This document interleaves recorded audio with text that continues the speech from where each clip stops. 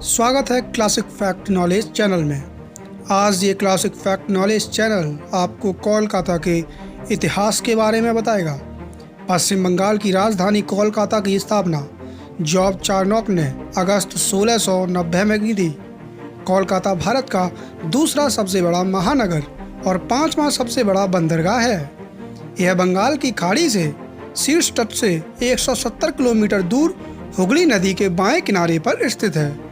भारत की बौद्धिक राजधानी माना जाने वाला कोलकाता ब्रिटिश शासन के दौरान ब्रिटिश भारत की राजधानी थी। कोलकाता को लंदन के बाद ब्रिटिश एम्पायर का दूसरा सबसे बड़ा शहर माना जाता है। इस शहर को किसी जमाने में पूरब का मोती पुकारा जाता था। अंग्रेज इसे भले ही कैलकटा पुकारते थे, लेकिन बंगाल और बांग्ला में इसे हमेशा ही कोलकाता या कोलिकाता के नाम से पुकारा जाता है, जबकि हिंदी भाषा में इसको कलकत्ता या कलकत्ते के नाम से पुकारते हैं। कोलकाता के नाम का उल्लेख मुगल बादशाह अकबर शासनकाल 1556 से 1605 के राजस्व खाते में और बंगाली कवि विप्रदास 1495 द्वारा रचित मन सम्मंगल में मिलता है। एक ब्रिटिश बस्ती के रूप में कोलकाता का इतिहास 1690 में ब्रिटिश ईस्ट इंडिया कंपनी के एक अधिकारी जॉर्ज चार्नोक द्वारा यहाँ पर एक व्यापार चौकी की स्थापना से शुरू होता है। 1717 में मुगल बादशाह फारूक किसियन ने ईस्ट इंडिया कंपनी को 3000 रुपये वार्षिक भुगतान पर व्यापार की अनुमति दे दी। इस व्यवस्था ने कोलकाता के विकास को बहुत बढ़ावा दिया। बड़ी संख्या में भारतीय व्यापारी शहर में एकत्र होने लगे। कंपनी के झंडे के नीचे कंपनी के कर्मचारी शुल्क मुक्त निजी व्यापार करने लगे। 1772 तक कोलकाता ब्रिटिश भारत की राजधानी नहीं बना।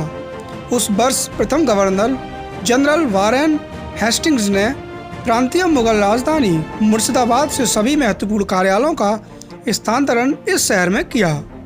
1753 में बम्बई और मद्रास फोर्ट विलियम स्थित शासन के अधीन आ गए। ब्रिटिश कानून को लागू करने वाले उच्चतम न्यायालय ने अपना प्रारंभिक क्षेत्राधिकार शहर में मराठा खाई तक लागू करना प्रारंभ कर दिया। 1947 में बंगाल का विभाजन अंतिम प्रहार था। कोलकाता की जनसंख्या बढ़ गई थी। यहाँ सामाजिक समस्याएं भी तीव्र हो गईं और भारत के लिए स्वशासन की मांग हुई। द्वितीय विश्व युद्ध के दौरान कोलकाता बंदरगाह पर हुए जापानी हवाई हमलों से बहुत नुकसान हुआ और जनहानि भी हुई।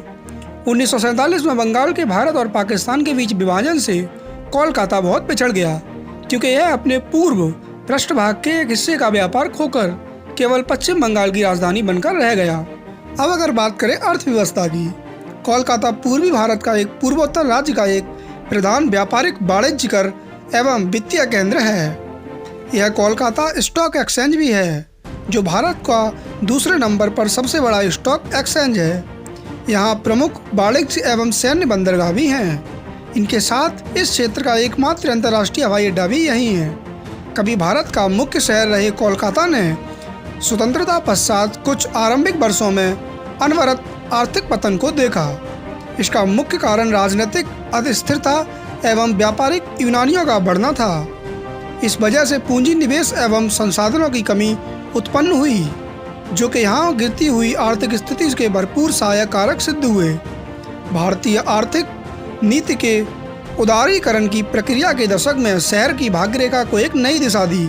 इसके बाद उत्पादन भी काफ़ी बढ़ा और बेकार श्रमिकों को काम भी मिला। नगर की श्रम शक्ति में सरकारी एवं निजी कंपनियों के कर्मचारी एक बड़ा भाग बनते गए।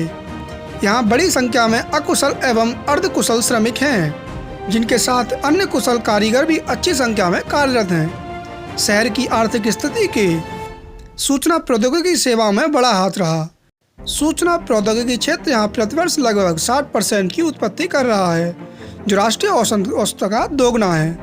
हाल के वर्षों में यहाँ गृह निर्माण एवं रियल एस्टेट क्षेत्र में भी निवेशक उमड़े हैं। इसका कारण एवं परिणाम शहर के कई नई परियोजनाओं का आरंभ करना है।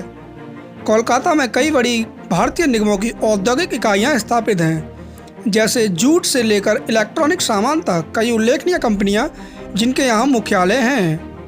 ITC Limited, Bata shoes, Birla Corporation, Coal India Limited, Damodar Valley Corporation, United Bank of India, UCO Bank और इलाहाबाद बैंक आदि प्रमुख हैं। दोस्तों आपको ये वीडियो कैसी लगी हमें नीचे कमेंट सेक्शन में बताइए और ऐसे ही वीडियोस के लिए हमारे चैनल को सब्सक्राइब कीजिए।